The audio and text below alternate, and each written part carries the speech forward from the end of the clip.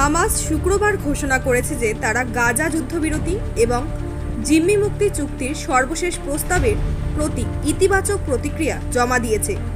যোগ করেছে যে তারা অবশিষ্ট ব্যবধানগুলি পূরণ করার জন্য ইসরায়েলের সাথে অবিলম্বে ঘনিষ্ঠতার আলোচনা শুরু করতে প্রস্তুত।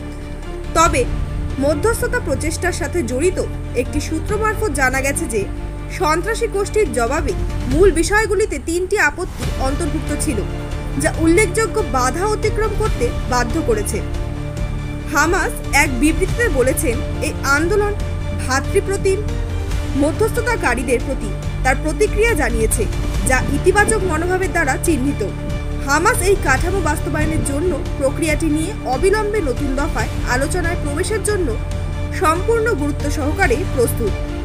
হামাসের কাছে পেশ করা চিঠিতে বলা হয়েছে যে 60 দিনের যুদ্ধবিরতি বাড়ানো যেতে পারে যতক্ষণ না পক্ষগুলি সৎ বিশ্বাসের সাথে আলোচনা করছে, কিন্তু সূত্রটি জানিয়েছে যে হামাস চায় যে শেষোক্ত শর্তটি বাতিল করা হোক, কারণ এটিকে প্রধানমন্ত্রী বেঞ্জামিন নেতানিয়াহু যুদ্ধ পুনরায় শুরু করার জন্য একটি সুযোগ হিসেবে দেখেছেন, যেমনটি তিনি মার্চ মাসে করেছিলেন। জানুয়ারিতে সম্পাদিত একটি চুক্তি দ্বিতীয় পর্যায়ের আগে ভেঙে ফেলা হয়েছিল।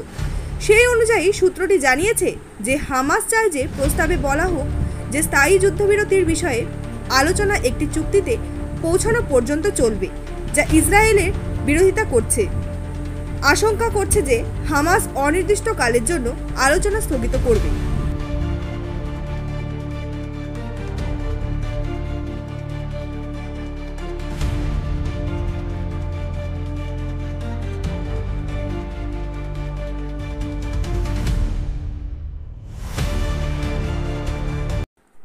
নতুন আপডেট পেতে সাবস্ক্রাইব করুন নিউজ আপ ডেইলি।